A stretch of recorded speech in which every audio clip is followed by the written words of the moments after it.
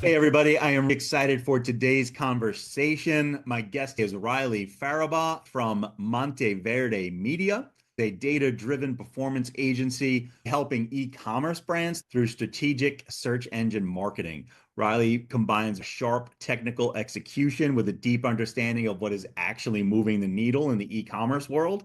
So I'm really excited to dig into that today with you, Riley. Thanks for being here. Yeah, thanks for having me on, Brian. Excited to chat with you. My pleasure. As you know, this is called Scope Shift, and we focus on the shifts that have to be made. Every growing agency, every owner of an agency has had to make some shifts along the way. What do you focus on today that you didn't focus on at all in the beginning? How has Monteverde evolved over the last few years? Yeah, if it's all right, well, I'll give you a little context on how I got started and how that's evolved. I grew up in Vermont in a town of 2000, went to school just outside of DC at the University of Maryland. Yeah, I was studying engineering at the time and I felt that wasn't what I wanted. I knew I wanted to start a business, but I wasn't sure what. Dropped out of school, moved back home, spent a few years working for the family business. That's an e-com business, furniture business. Okay. Folks started that back in 2005. This would have been around 2015 when I came into the business, so about 10 years in. They had just bought a property and finished renovating it to serve as the business headquarters and showroom. And basically, after I dropped out of school, I was taking care of the property and selling furniture on weekends. I was 18 or 19 at the time. I worked for 9 months, traveled for 3 months till I Wow. was broke and repeat for a couple of years. Moved to Burlington, Vermont, the biggest city in the state. Around that time, that's when my family business kind of started to struggle a little bit and had a couple of consecutive years of declining traffic and sales. And at that time, like 90% of customer acquisition was relying on SEO and organic traffic. So basically dedicated every hour to figuring out how to turn that around and get back into growth mode. That was in 2016. 2017 was a record year, and we've been growing consistently since then. And then actually just sold that business in 2024, which maybe we'll come back to Awesome. later as well. But so it was around 2017. I started the agency. I'd spent so much time learning SEO. I had a pretty good case study, so figured I would try and see if I could find some other businesses to help up in the Burlington area. Did freelance work for the first year or two, started slow, spent 12 months cold calling, emailing, walking into businesses and pitching SEO cold, Nice. and got pretty much nowhere with that.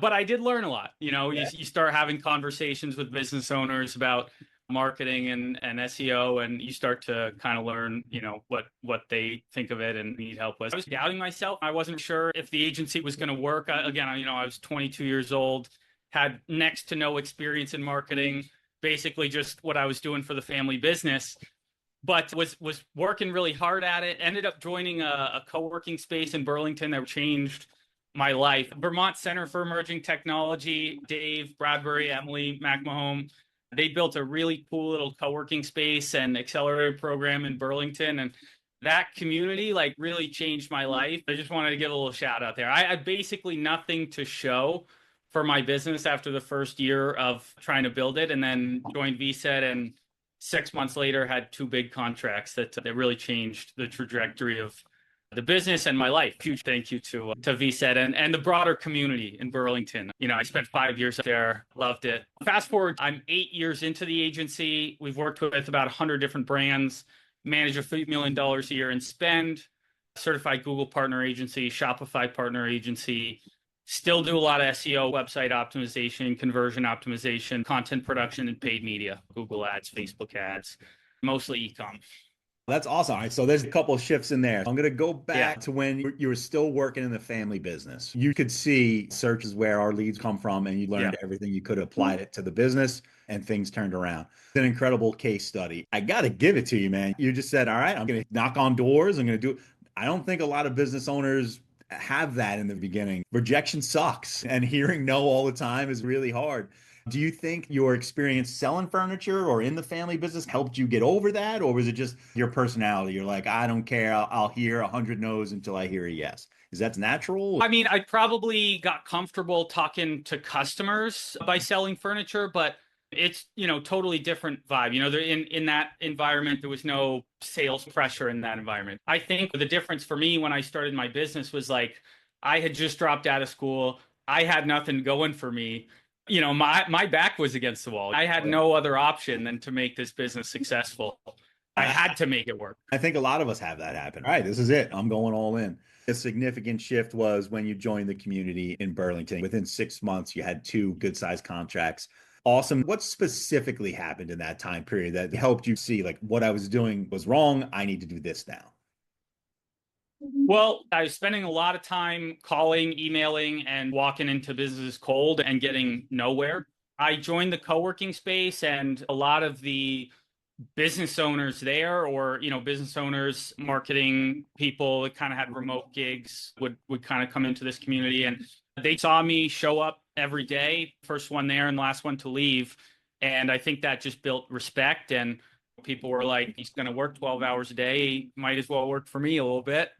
So I think, and then I also had a good relationship built through that experience with a web developer, and at the time was doing SEO. So that was a good partnership that sent me in the right direction early on as well.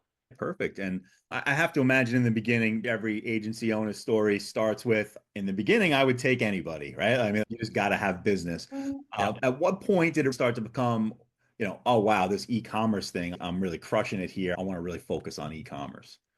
Yeah. I was taking all the business I could get. And then at a certain point, I started to realize like, I'm not that good at local SEO, but my ecom clients are sticking around. I tend to get some pretty good results in the ecom space. Over time, I decided to focus on the ecom side and embrace that. I grew up in an ecom business. I was 10 when my parents started it. Every night at dinner, I'm hearing conversations about growing the ecom business. I grew up in that industry and decided to embrace that experience to help grow other companies. That's awesome. So tell me, we'll focus on e-commerce for a minute. You said back then you were getting really good results for your e-com clients. You had some other local clients where you're like, maybe they're better served with somebody else, and I can really focus on e-com. Was there anything new in the e-com space at that point, or with the platforms? Like, oh, if I do XYZ thing, I'm going to get this level of performance. Like, what was it about e-com that really, helped you shine? I would say just, I mean, a lot of marketers that, are not specifically focused on e-com. Some concepts are foreign to them. I mentioned my family business was relying on SEO. A lot of the brands I was working with early on were, and I was selling myself as an SEO guy. Google Shopping was just kind of coming into play back here in 2017, 18. That was starting to really grow. Obviously, it's huge today. It's, probably half the clicks in an ecom, SERP are going to shopping results. So that's really grown a lot, but also query parameters on collection URLs and technical aspects of SEO that are kind of unique to ecom specifically that you don't see in other businesses as often. Yep. Those query parameters threw me off the e-com for sure. So, I think search agencies can start to feel commoditized. And it sounds like by zeroing in on e-com, you're able to show your clients, I have this expertise. Not do I just work with people like you. My family business was just like you. How do you show up for clients or for prospects in a way to go beyond just like, hey, I'm your vendor who can deliver some ads and traffic? How do you influence their big picture? Yeah, I think for me, like I try and position myself as a growth partner to brands like this, and that's like a full service growth partner. And that's probably to the detriment of like the growth of my business, really. Like I'd probably do a lot better if I had a more narrow productized service offering, but I enjoy learning new things, doing meaningful work, and doing work that like has an impact and that helps grow businesses. I speak the ecom language. I've got a decade of experience there. I've got tons of case studies. I've worked with some really cool businesses, and I've got a great team and great people around me. Performance marketing can get intense, right? Like you're kind of like laying out right at the beginning of a relationship that, here are some KPIs you can expect from me. I'm sure way more often have very high expectations. So is there anything you do to help them stay focused on the goals? Because I know for my clients, sometimes they'll tell me, oh, I want this, and we'll focus on that and we're achieving it. And then they're yelling at me because I didn't also do this, right? And I'm like, hey, you didn't tell me about this. Do you see that with your clients as well? And how do you make sure that their expectations are in the right spot? Yeah, one of your bullet points you sent over was a hot take. And one of my hot takes for you today was, ROAS sucks as a KPI. I know a lot of businesses in the industry, a lot of marketing leaders, to your question around expectations and KPIs, ROAS is a big one. And, I hate it, to be honest, and I try and get all my clients away from it. It's totally relying on attribution. And attribution is important. We do a lot of work to make sure our attribution is accurate, but it's still flawed and never perfect. And even the concept of attribution was hard. I'm a Tesla owner. What ad or marketing made me want to buy that? I can't attribute that. It's flawed. In terms of KPIs, the two I like to push my ecom clients to focus on are MER, which is like a ROAS metric, but more attribution agnostic. MER is marketing efficiency ratio, taking all revenue over ad spend. The other is a contribution margin after marketing. And the idea there is like we want to come to a consensus on like what's our margin on any sale. Let's think about pushing high margin products or things like that, and then let's subtract the ad spend from that. So at the end of the day, it's basically a proxy metric for profit. Right. And I like those two metrics because ROAS is so easy to manipulate and not the right thing to optimize, right? If we want a high ROAS, we decrease ad spend, we spend on branded search and remarketing, and we get rid of all the top of funnel stuff, right? But that's not going to help the business, right? And I think this is exactly to your point, Brian, around like, businesses might say, hey, we want a high ROAS, but what they actually mean is we want more profit. Yeah. I try and challenge business owners and marketing leaders to think beyond ROAS, to think about how do we drive more profit or how do we drive more CMAM. I love that. That's awesome stuff. I'll admit I use ROAS, but I might be moving away from it now. You bring up a really good point. A client might come to me and say, I need SEO. And I have a conversation with them, and you actually don't need SEO. You need social media or Google ads or something I don't do. You should talk to somebody else. And I'll try and touch them with someone. But a lot of the times, business owners think they know what they need. ROAS is definitely something business owners can grab onto. It's easy to understand. But you're right. You can manipulate it. Look, your ROAS went from 3x to 4x. Isn't that great? Oh, your profit went down? Let's have a different conversation. I love that you're using those other two metrics to focus on profit. At the end of the day, that's the name of the game. I'll give you another ROAS example, or in your industry, maybe it's cost per lead. If you're, a business might increase ad spend, right? They might say, let's double our ad spend for 3 months and see what happens. And we look at ROAS at the end and you're like, well, ROAS went down, efficiency went down, but unattributable revenue went up. We're getting more phone calls. We're getting, lots of direct revenue coming through the website. And so, the ad spend is driving that, but you're not able to measure that.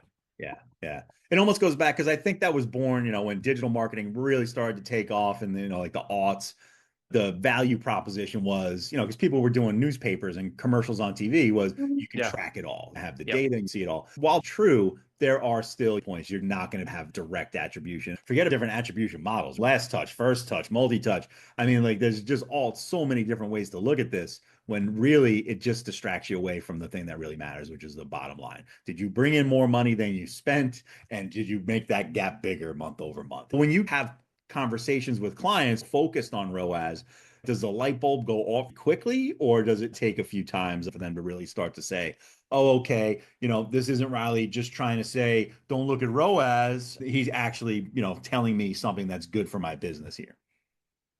Yeah, I think the natural reaction for a client when someone like me says, let's not worry about ROAS is, okay, this guy probably isn't good at what he does, right? Because he doesn't want to be measured by metrics, but that's not what's happening. I think it takes discussions around if it's not ROAS, what is it? Sometimes it can take a while for people to understand what are these other metrics, MER and CMAM, and can I trust them?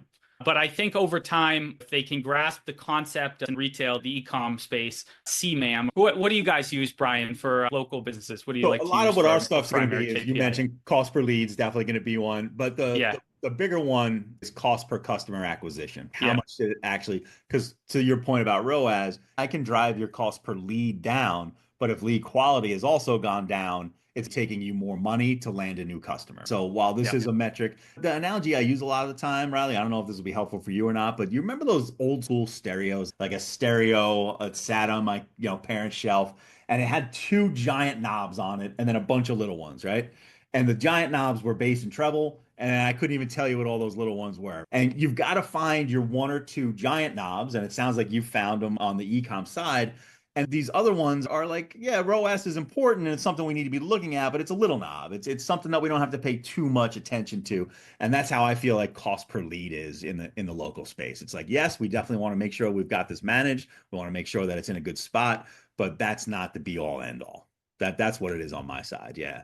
And Yep. then Yeah. cost for customer acquisition, way more important, right? Like you need to know, and so many people fight me on this, and you probably don't see this too much in the e-com space, but establishing a lifetime value, right? They think that I'm trying to just blow up lifetime value. If you don't know how much a customer is worth, you cannot make informed marketing decisions. When you go to run a Google Ads campaign for somebody, and you're like, okay, how much is a lead worth to you? They're like, I don't know. I'm like, all right, well, how much is a customer worth? They give you an answer because I'm dealing with people in service-based businesses typically. So B2B services, professional services, they don't know what an average customer spends. We got to dig into those numbers for marketing digitally to make sense for them. It's just a math problem you got to work in reverse. It's interesting that you were studying engineering. I never studied engineering, but I was the geeky math kid. I was a math Olympiad, and it's just, I think having that brain, but also being able to tap into the creative side is something that's like just super helpful in this business. Yeah, that's awesome. I think, like you said, the cost per lead, it's a great kind of gut check, but it's not the end all be all. Different leads are worth different amounts, depending on if it's a good lead and, is it going to close? And then how much is that lead worth? Like how much is the project worth? So there's a lot more that goes into the success of Yeah. campaigns than just that one. How fast are they going to close? Are they buying Right. something that they're going to come back again for? I mean, there's just a lot of Yeah. things you got to think about. Yeah. But yeah, we're kind of from two different worlds, right? I'm on the local Yeah. side, you're on the ecom side. I've done some ecom projects and I love them, but clearly you've gone way deeper on the ecom side than I have. I've been exposed to ecom for more of my life than I haven't been. So as you're growing now, it says you've been in business for 8 years. You've gotten Yeah. to the point where I actually spoke with somebody earlier. They use the phrase glorified freelancer, right? Well, that's just kind of the Yeah. beginning stage of owning an agency. You're doing all the work Yeah. yourself. You're also selling it. And it's just, that's what leads to those feast or famine cycles where it's like, oh, I'm too busy to sell because I'm doing the work. Then you do the work and you realize, oh man, I got to go sell because this project's almost over and I got to get ready for the next one. You're Yeah. past that now. As you're scaling the business, are there any guardrails to protect profitability, your time, or your employees? What kind of issues have you run into as you scale up? It's a small business. I wouldn't take offense to the word glorified freelancer. That's a good place to be if you can be a successful freelancer. For me, it's still a small business. We do a couple $100,000 a year in revenue. We've grown that. I think I was, low six figures for the first couple of years, and we're a bit more now. It's mostly me and some trusted partners in the business. In terms of scaling up and protecting margins, that's a good question. I was looking at my profit and loss from last year. So, I'm just, agency owner to agency owner, and hello to everyone who's listening. But, so I was looking at that, and we spent about 60% of our top line revenue on fulfillment last year, and that obviously includes my salary as well. But I think I'd like that to be lower, more like 40%. I do all project management and client relationship management myself. As the business grows, I got to make room in that margin to bring on that PM and client relationship role. It's really hard. I don't have great answers. I'm not the best guy to talk to about scaling. It's still a small business. Nothing wrong with staying small. And I Yeah. agree with you about glorified freelance. He didn't mean it in a derogatory way at all. He was like, when you start, that's what you are. You just kind of Yeah. a freelancer. Yeah. And I agree with you. I think business owners, particularly in the agency space, we can get obsessed with, can I scale this? Sometimes a scale doesn't have to be the end goal. So Yeah. I think you revealed what agencies need to be doing. Like, I got to take a look at my P&L, where the money's going. If I want to hire a PM, this is how much it's going to cost. I got to figure out a way to make it work here. People think scaling is some magic formula or silver bullet, and there's not. It's a lot of putting your head down, figuring out the math, and making it work. So let me touch on what you have going on now and moving into the future. Is there anything you're looking at that's right around the corner or right on the horizon? And you're like, yeah, this is definitely gonna affect how we do things or how our clients do things? Well, I'm sure you get this all the time, but AI, I'm spending a lot of time thinking about that, trying to learn as much as I can about it, how we can use it internally, how clients and brands can use it for marketing, how it helps an agency scale, how it augments humans. A lot of the work my team does right now could probably be done by AI at this point. For a business my scale, I still need the human elements. I still need the team. The question for me is how can AI augment the humans, not replace them? How much more work can we handle at the same team size by layering in AI assistance? I think there's kind of two ways companies are looking at it, and it's how can I streamline, right? How can I like get rid of people essentially? But then your view, I think I take the same view is how can I turn these folks into superheroes, right? How can I make them get more done so we can do more and even better work for our clients? And it is a weird time. You're right. AI comes up in almost every conversation for good reason. The marketing space is on the cutting edge of this. We're not the only ones dealing with AI, but I feel like we jump in with both feet and figure it out after. Some other industries are nervous to do that. It's been interesting. Over the last 9 months, I've taken a deep dive on AI and tried to apply it to our processes, help clients with it, help them set up some automations. Is there any specific thing in the e-commerce space you think, like, hey, this one in particular, I'm sure like Shopify and the platforms are starting to implement some AI inside of anything you're seeing in the e-commerce space that you're like, wow, this could really be a game changer? Product photography, lifestyle photography, product descriptions, alt tags on images. I mean, there's a lot of use case, and those are all things that we're doing now, right? And I'm sure there's more we could be doing. Also thinking about agents and how autonomous AI agents can fit into an agency or a business. We have like SOP, standard operating procedures for the agency. Our clients have them. Can we free up a human to automate these SOPs? Those are the ways I'm thinking about AI, and I'm sure there's more I'm not thinking about. Yeah, actually, you reminded me. I did see something where it made me think of photographers. You need a product photo shoot. You don't have to do an actual photo shoot anymore. You upload the image of your product and it does everything else. I was like, wow, that's intense. And it does allow businesses to just move faster, right? You want to test out a new messaging campaign. Here's your photo shoot's done in an afternoon instead of, a month later. It allows you to do more tests, more iterations, and figure out what's working. That's some powerful tools for sure. You still need the photographer originally, but they can produce 50 times the number of assets with AI, right? Exactly. You still need that domain expertise. If I were to try, I don't know what lighting is good. I don't know how it should be. Whereas a photographer is going to know those things, right? So they're able to, even if they're now manipulating AI instead of manipulating actual physical things, at least they have that knowledge to do that. And I think that's where some businesses trip up, where they think, oh, I could just have machines do it all. And the machines aren't that good, at least not yet. We'll Yeah. see how quickly they. You sent me a couple of cool AI tools, Brian, last time we chatted that I still have to dig into, but thank you for those. Yeah, absolutely. So I appreciate this conversation, Riley. Is there anything we didn't touch on that you want to touch on? No, I don't think so. This was a great conversation. Thanks for having me on. Stay in touch, Brian. This was a lot of fun. Absolutely. Where would you want people, if people want to check you out, check out Monteverde? You can find me on social at Riley Farabaugh. My agency is at Monte Verde VT, or check out my website, monteverdemedia.com. Those would be the best ways to find me, or reach out to Brian and he'll give you my email. Exactly. Yes, I will. I'll put all the links in the show notes, but I won't put your email in the show notes. I'll save you that one. Yeah. All right. Awesome, Riley. Appreciate it, man. You have a great day. We'll talk again soon. Thanks a lot, Brian. Bye bye.